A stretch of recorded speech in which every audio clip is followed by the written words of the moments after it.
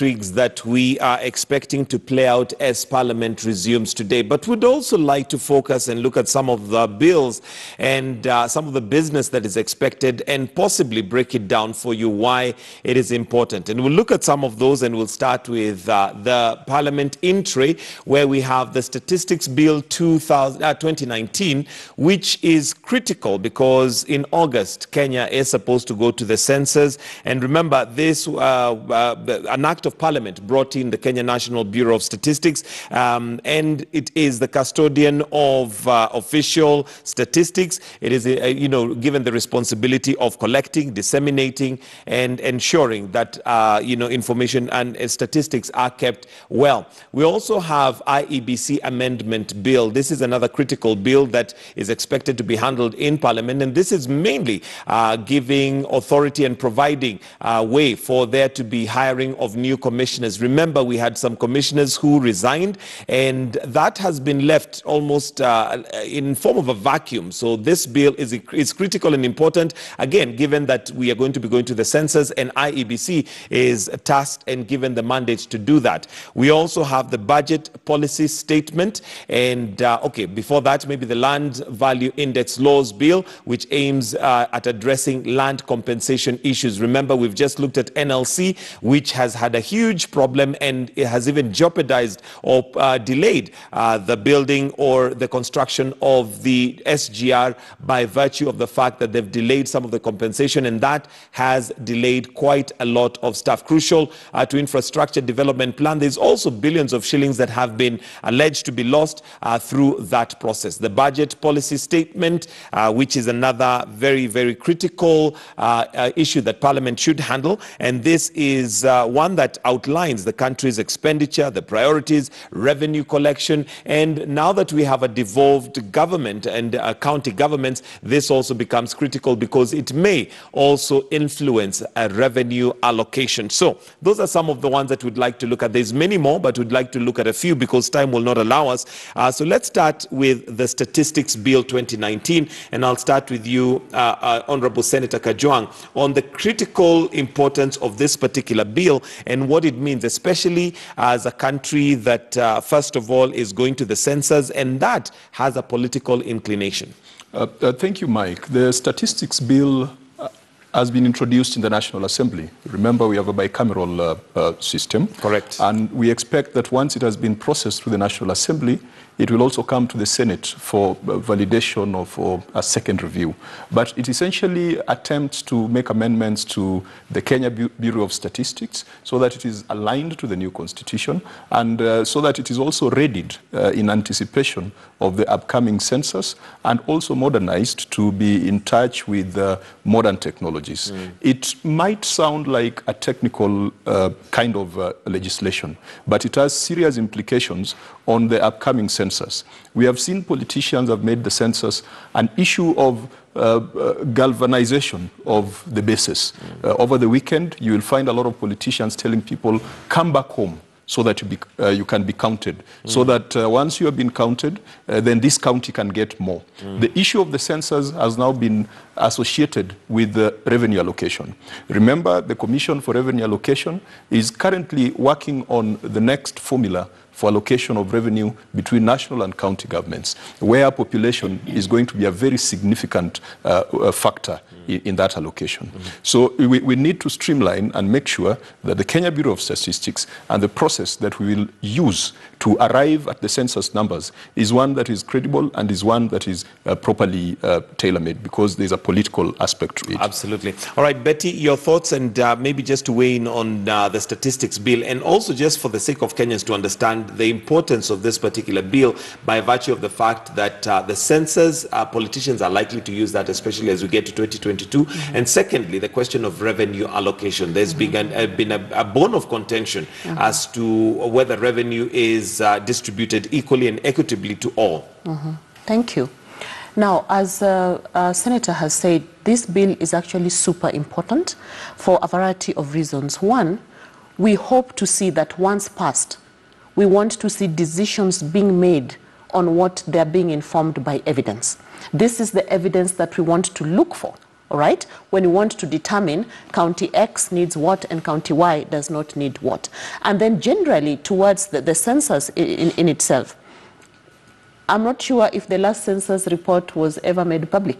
But we, for various, I mean, for a variety, of reasons. But we hope now with this bill, being put in place, we want to see more transparency in terms of how many are we, and who really are we, and where are we, and what is it that we are doing, wherever we are. Because statistics in itself really help a lot in planning. You can't plan, you can't budget if you don't know, what the numbers are saying. But taking it even further from where Mheshimiwa has left it, for me, like the Kenya Bureau of Statistics, I would want to see that organization also devolved. We want to see them coming up with numbers that are disaggregated by county, by wards, and not just giving us national figures. Because these are figures that even county governments would need as they go into their various county specific planning. And also, I also wanted to see a space where, in terms of data protection policies, I hope that is also part of what will be outlined in that particular bill, so that then we have a situation where we are protecting and owning our own data, and not opening it up for amorphous, manipulation for political and other reasons.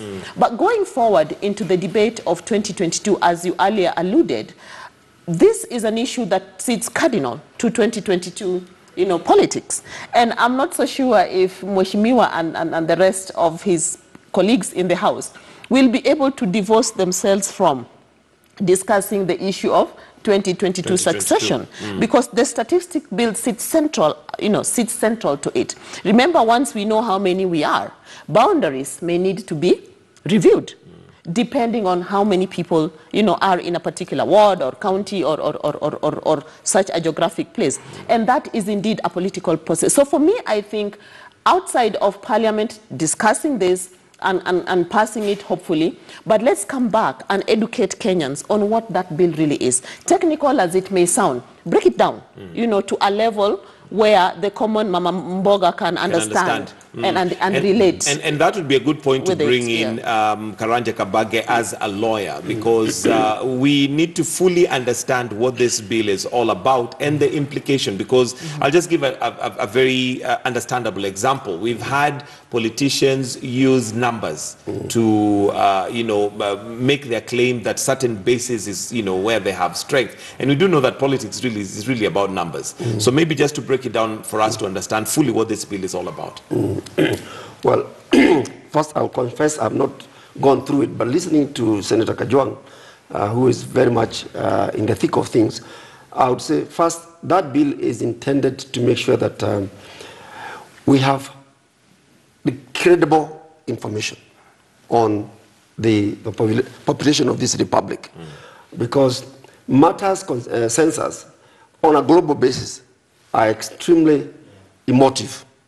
You can, there's a case like Nigeria, I saw yesterday or the day before, somebody saying there has never been actual numbers of the Nigerians. And that is almost the same thing like here, where people they want to know what is the actual numbers. Now, people want to know the actual numbers for various reasons. One is for revenue allocation. Two is for political leveraging. And three, it is for planning. Those three things are very, very important. And depending on which constituency one comes from, it is important. So I agree 100% that this bill needs to be understood very well by everybody, because it impacts everybody. Because even when it comes to the question of the realignment of the boundaries, the issue of wards, issue of constituencies, issue of even possibly having splitting of constituencies and wards, even counties. Census are going to mean a lot. And therefore, the issue of statistics must be, as much as possible, be very clear, and there should be no debate. Now, 2009, if we go to it, something happened where it was alleged that certain counties inflated the population. And the matter went to the to the High Court. And the judge then ruled that there will be no reopening of the statistics of the issue. Now, 3 years or 4 years down the road, the Court of Appeal threw away the judgment of the High Court judge. Now, people have not even talked about that. In other words, when the Court of Appeal was seized of the facts and the matter, they agreed that there was need to actually do the recounting of people in that constituency. But nobody talks about it. But it is there in writing. In the court record, you have a judge of the High Court saying one thing and then being overruled by the judges of the Court of Appeal. But it stopped there. Okay. So, Senator, what is it that you're expecting out of this bill? What is the expectation in the Senate now that it will start with the National Assembly, then come to you in the Senate? And what should Kenyans expect out of this? You know, Mike, there will be a public participation process through which there will be validation from the public. There will be submission of memoranda by the public. And I think it is at that point that it will be opened up for Kenyans to understand the nitty-gritties of the amendment. I will also confess that having just resumed today, or resuming today in the afternoon, I have not taken ample time to look at the detailed memorandum that usually accompanies a bill, because every bill has a memorandum that outlines its objectives, how it is aligned to the Constitution, how it affects devolution, and whether it affects any, the consolidated fund in any way.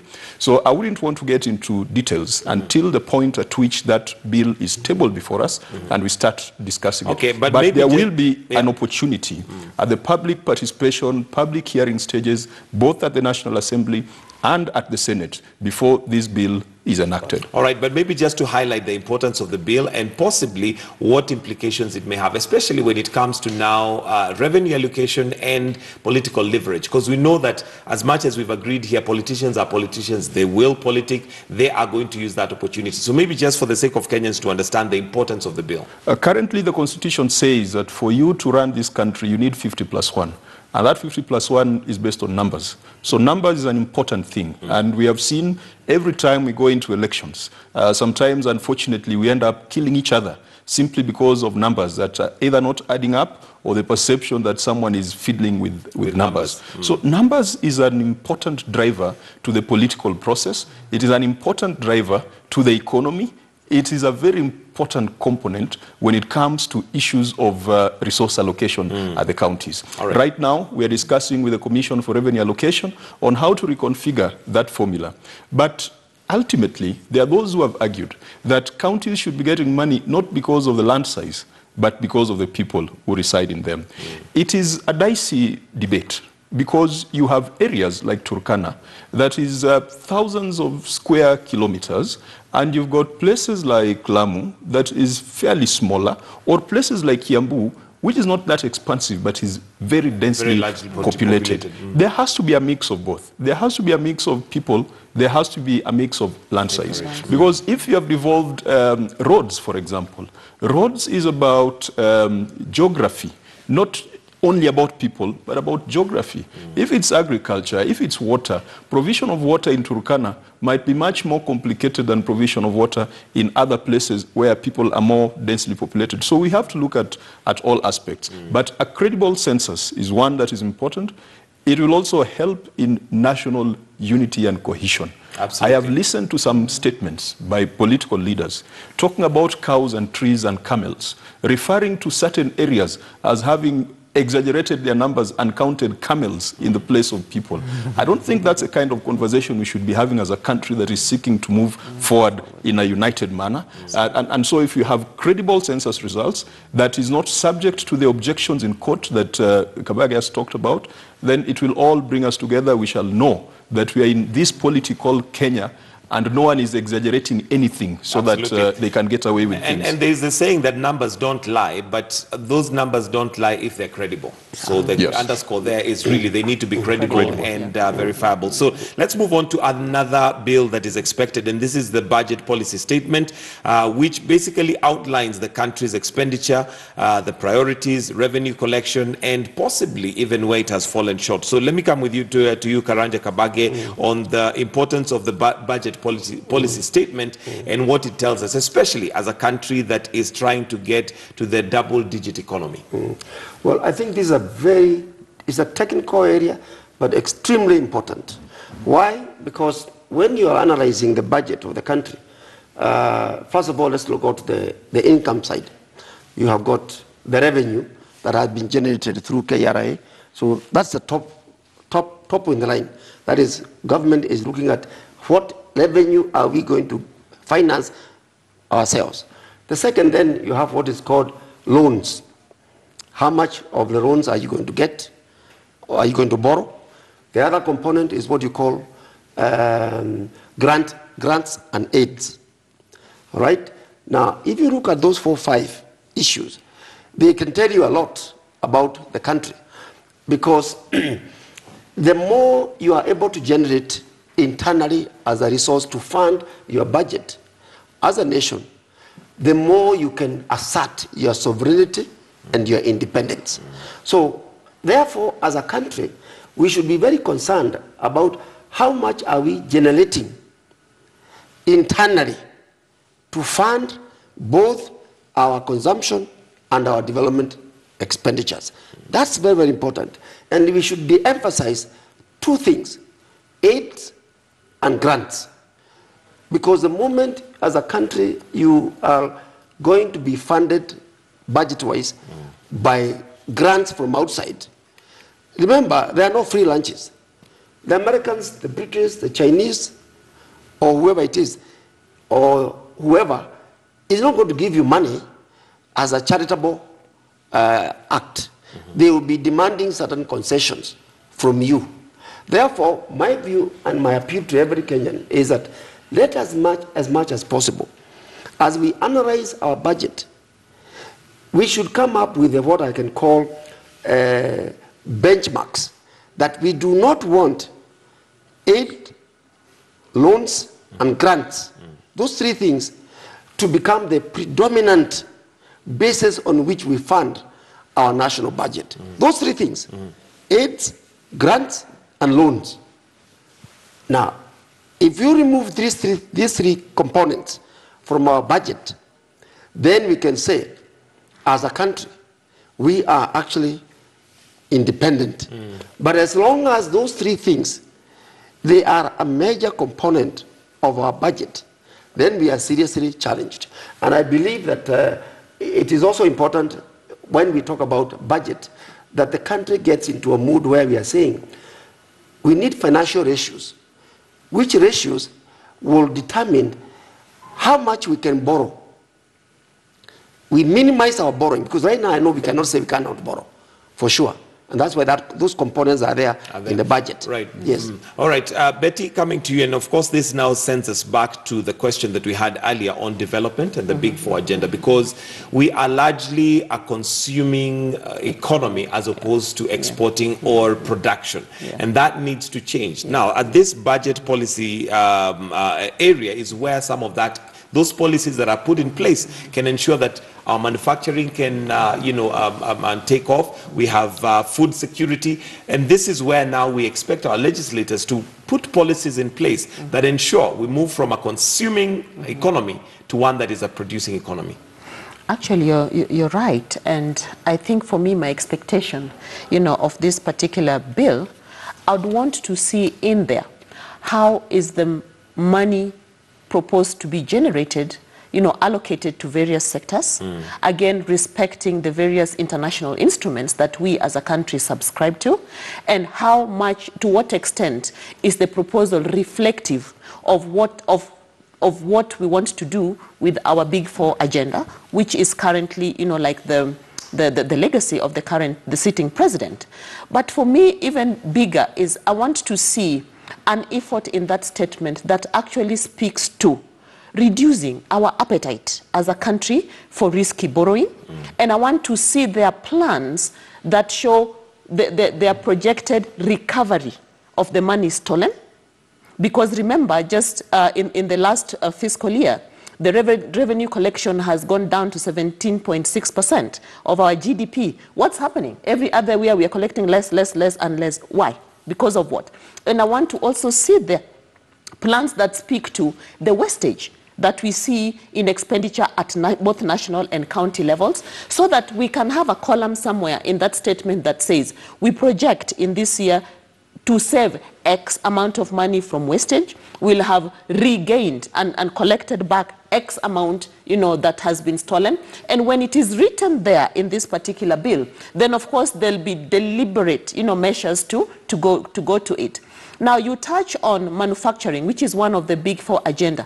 Manufacturing will not move an inch if we do not address energy issues. So again, one other part, of what I would expect the parliament to discuss is have a conversation around energy. How can we generate more energy? Because factories and industries are not going to be run by itself. You need to answer the question of electricity.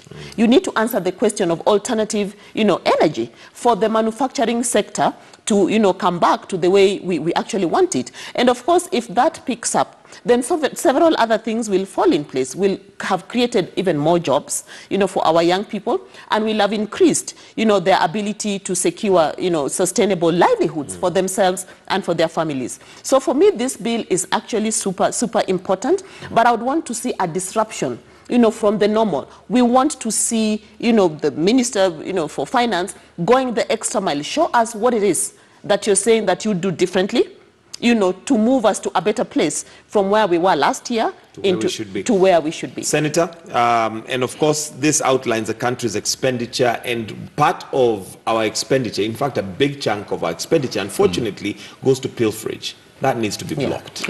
Yeah, Mike, I agree that this is one of the most important processes that Parliament goes through. In the old constitution, budget making was a preserve of the Treasury or the executive. And reading a budget was a hallowed event where the minister would come with a briefcase. No one knows what's inside. And on the day he's reading the budget, there would be no milk and sugar. There would be no beer and cigarettes in shops, because they are waiting to hear whether there's going to be a tax increase on those items before they could sell. There was a lot of hoarding back in the days when budget was done from a central point.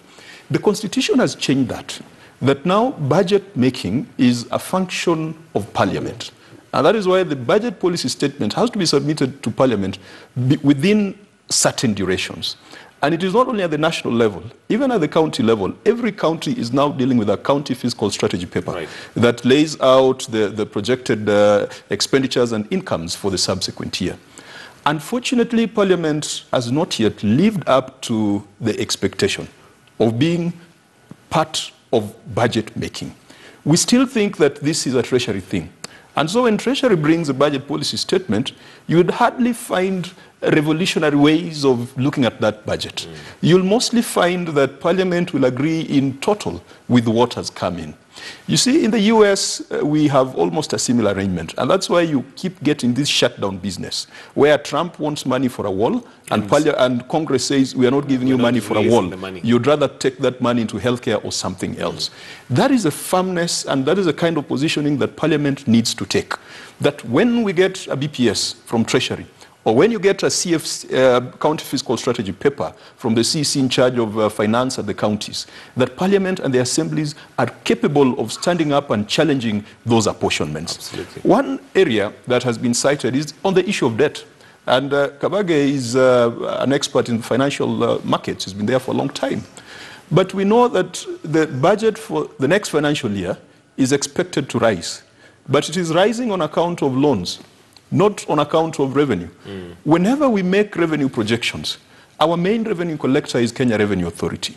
We keep giving Kenya Revenue Authority targets that they never meet. And we do nothing to restructure Kenya Revenue Authority and to deal with those systemic challenges that they have to collection of revenue. And so what do? We end up being lazy and saying that now let's bring in VAT. Instead of reforming and transforming the tax collector and looking at the environment in totality. What will follow after this BPS will be a finance bill. And it might be as painful as it was in the last year, because in the finance bill, we introduced VAT on petroleum products. So the owners of capital, Kabage, you must be ready, maybe this time, to pay a higher corporate tax, because that money to finance this budget must come from somewhere. And this is going to be replicated in counties. Every county has got some powers to raise revenues locally. Mama Mboga will be paying more. The residents of Kiambu have seen a 1,000% increase in land rates. We need to, and when I say we, it means those of us who are in parliament, we must make sure that we take a different paradigm and understand that it is our duty to make the budget, not the one for treasury. All right, Karanja Kabage, do you think our legislators are using the mandate we have given them to ensure that they protect us?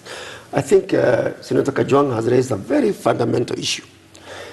The capacity of parliament. Correct.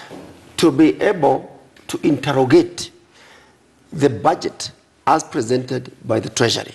Remember, Treasury is the most sophisticated of all the ministries in terms of the human resources and the understanding of issues.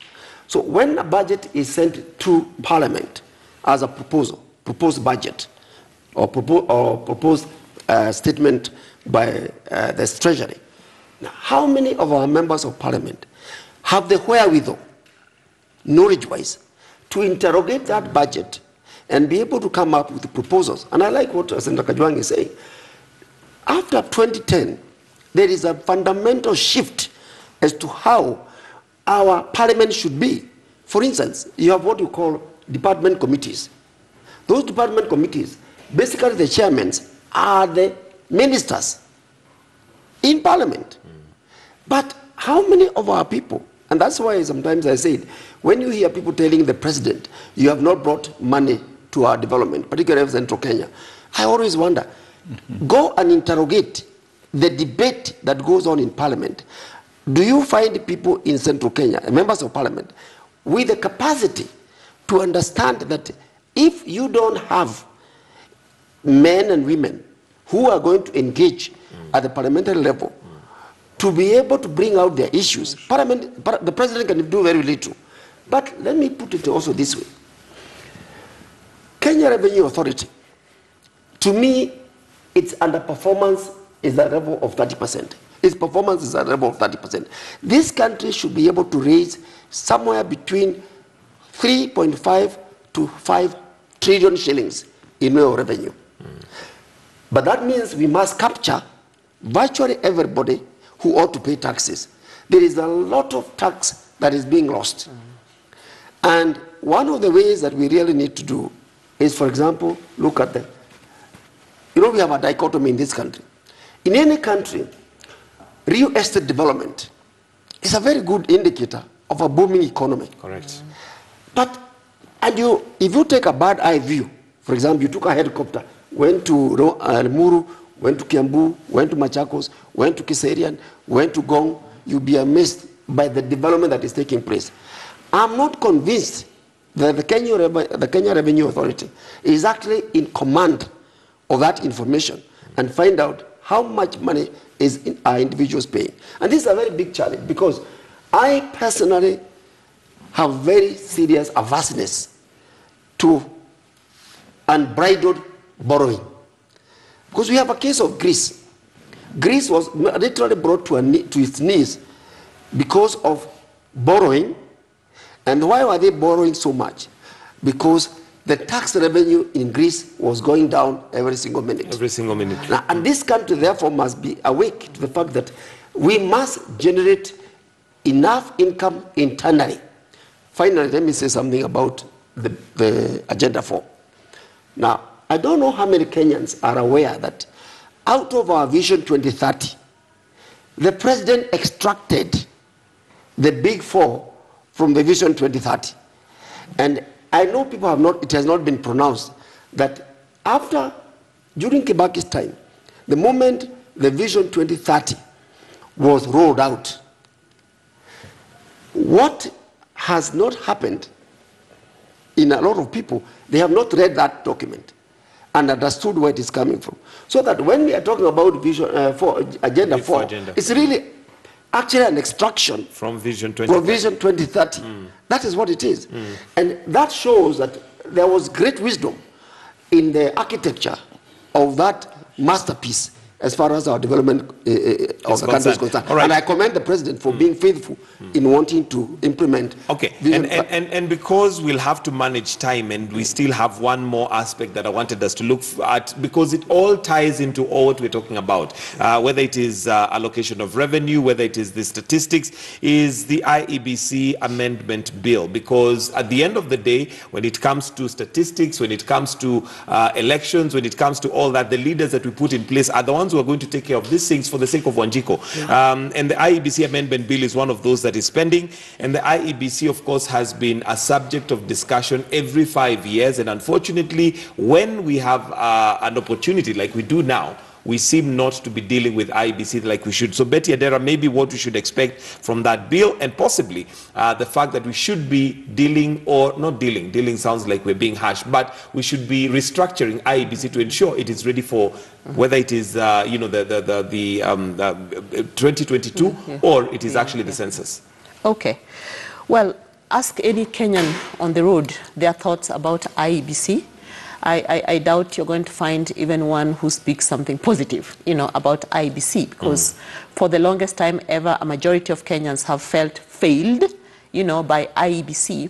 And if you recall how we have structured our electoral systems, in Kenya from independence, we were learning every other day. And when we landed to IEBC, expectations were super, super high that this was going to be, an institution that would deliver free and fair and credible, elections. And we need to think some more, like you correctly say, on how can they be reformed, so that they can do an even much better job and regain the confidence of all Kenyans in the work that they do. For me, what I think needs to happen is this. I would take a radical shift from the normal way that the commissioners are recruited. A panel is going to be set, and they're going to nominate people, and the names are sent to the president, and he looks at them, he sends it back to parliament, they look at it, they vet and all that, and then the guys are appointed. For me, I want to take a departure from that and propose that first and foremost, do we need 7? I think we can work with 5. And for me, the 5 would be, if we can engage political parties more in the process of deciding who the 5 or 7 are, or coalitions. If we look at the way we went to elections in 2002, that was one of the most peaceful, elections. Why? To my view, I feel that through the IPPG, political parties had more say in the structure, of the it was not IEBC then, it was whatever it was. IEC, at that time. And I would just propose that if we go back to parliament and ask the majority side to nominate 2 people, male and female, the minority side to nominate 2 people, male and female, and then we go back to the Law Society of Kenya and ask them to nominate a senior counsel, that makes 5, and let the 5, move into that space and become the commissioners. If we do that, we are going to remove this issue of a commissioner being too friendly or familiar with a particular individual or a particular party, and perhaps then objectivity, is going to be achieved. And for me, this is rather urgent, because IEBC needs to be in place, the right way and reformed, because every other day we are seeing the need for by-elections. A census is coming up. 2022 is also not too far. And for me, I'd want to see that if we are going to poke holes on IEBC in 2022 or in the future going forward, let it be new and different holes, not the same thing we keep Senator, I come to about. you, and IEBC, of course, has been a thorn in the flesh for many, many years, or let me say those who handle the elections have been a thorn in the flesh for Kenyans for a long, long time. Can we use this time to ensure that we have a credible organization or institution that is fair? I've been having some private conversations and thought and research ideas on the subject of technology and trust in politics. We trust technology in other aspects of our lives, but not in politics. You trust an app to get a taxi. You trust an app to manage your money. You trust M-Pesa, such that if there's a downtime of M-Pesa, there's a national crisis. Right. But we cannot trust technology in our political process. And it is not a uniquely Kenyan problem. In the US elections, there was a Russian interference. In the Al Gore and I think Bush election, there were issues of technology used to rig elections. So it is a global problem which we have inherited. But my view is fundamentally different. The problem is not IEBC. The problem is our system of governance, our structure where winner takes it all. And that's why we are willing to kill each other. And that's why the IEBC becomes extremely important, because it determines who stays in and who stays out. That is what we need to change. There are countries like India, a much bigger democracy, with 10 times or 100 times the number of voters that we have in this country.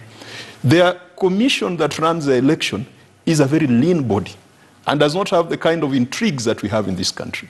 In the US, elections are done at the state level. Every state has got its own commission that runs its elections, and then there's an aggregation for federal purposes. We have created a demigod in this country called IEBC, because it's the one who will determine whether you'll have access to the 2.4 trillion budget, out of which 30% is stolen. It's determining your future, not as an individual, but as a country. And that is why this conversation on what next our system of governance, our system of politics, is extremely important. We cannot continue to have a situation where someone wins the election with 50.08% of the vote, and the person who got 49.02% of the vote is completely locked out. I am seeing some very positive images when the president went for the AU summit with Raila Odinga. And I'm just hoping that that rapprochement needs to go beyond the personal, needs to go beyond the family, needs to trickle down, so that we start building politics where we can go into competition, and at the end of that competition, you know that you have not been sent to hell and another party sent to heaven. Absolutely. And as long as we have that system, then the IEBC will become the center of focus, and you will not get a saint to run the IEBC. I know there are many Kenyans who can do a good job, but when you are in a position like that, where the future, where life and death can be determined politically, then you become very vulnerable. Increasingly, we need to turn to technology, because we have trusted technology in other parts of our lives. We need to make sure that IEBC invests early in technology, so that irrespective of the individual sitting there, technology can be made to take its course. And some areas I know that some interesting young people have been working on is on things like using distributed ledgers to run electoral systems, using blockchain, which is said to be immutable, cannot be changed.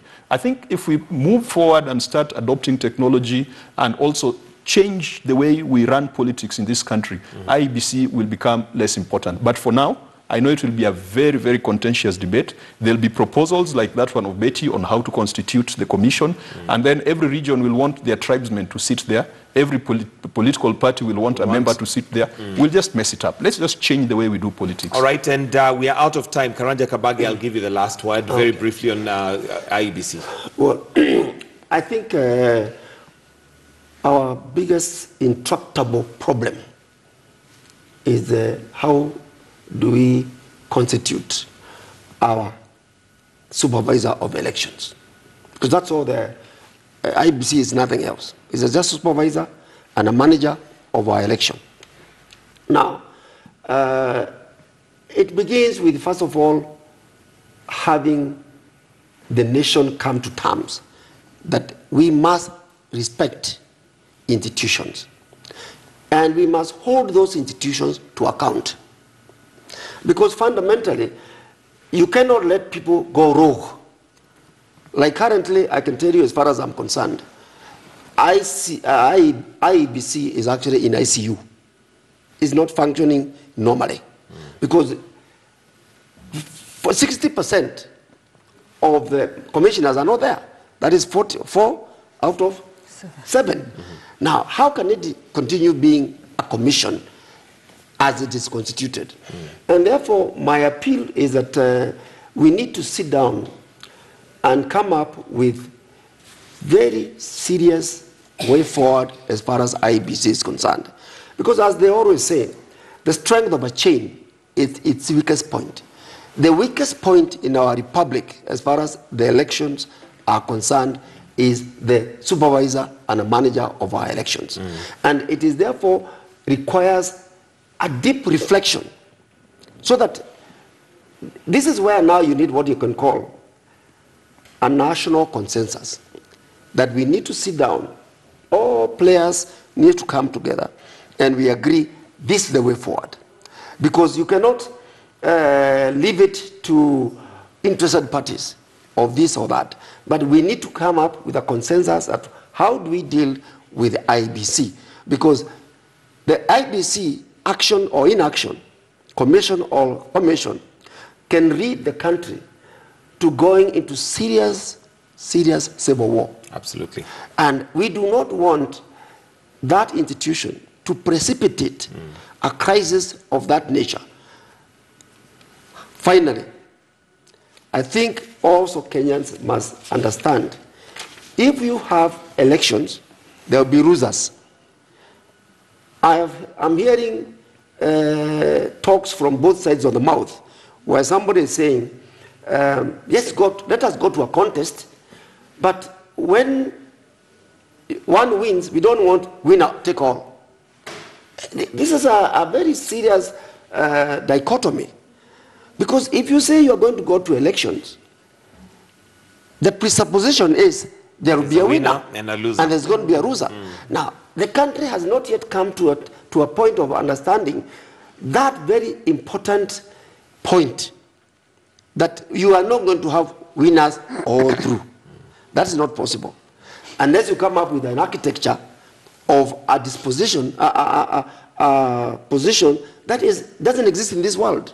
I have never seen it. Absolutely. But yes. I guess the issue may not be winners and losers. The issue may be those who've lost, have they genuinely lost? And that's where IEBC comes in and becomes an arbiter, a referee of sorts. Yes. And I guess the other argument, and that's why I think there's a push for a referendum, is the question of those who possibly win but with a very small margin. What happens to the constituents that follow the other? Let me tell you, my brother, a winner could be 1 point on one voter only. We must, the moment we have acceded to the fact that we are going to go to an election, then we must also accede to the fact that there will be a loser and there's going to be a winner. What is important to me is that, are you winning fairly? Correct. Now, if you are winning fairly, I'm game. But let us not come up with this confusion where Kenyans are saying, yes, we go to election, but winner cannot take all. All right, we'll have to pause it right there. Mike, it's important that... very briefly, Senator, we're really out of time. That we demystify this matter. Yeah. What is the definition of losing in the Kenyan context? The definition of losing is go and sit under a tree and watch us run the government. Or go and sit somewhere, umeze mate, sisi tukule nyama. But the question might be, Senator, that is what we must change. That is what we must change. And secondly, the democratic model of one man, one vote, and I can tell you, just do your research across Africa, it is not something that is properly suited for our environment. Look at the US. Who won the popular vote? It was Hillary Clinton. Who is president? It is Donald Trump. But they have a system where whether you're a Democrat or a Republican, no one is going to discriminate you on the basis of how you voted. The problem in this country has been that discrimination on the basis of voting patterns, which follows ethnic patterns. And so you find entire ethnic nationalities excluded from government. That is what we need to change. All right. You cannot sit on that chair two people, but we must have a situation and a system where you must accommodate the minority. All right, we'll have to pause it right there, ladies and gentlemen. Thank you very much. I think we need another debate now for the referendum, and winner takes it all, and also what system of government works for us, because maybe what we have taken is a system of government that works for others but may not work for us.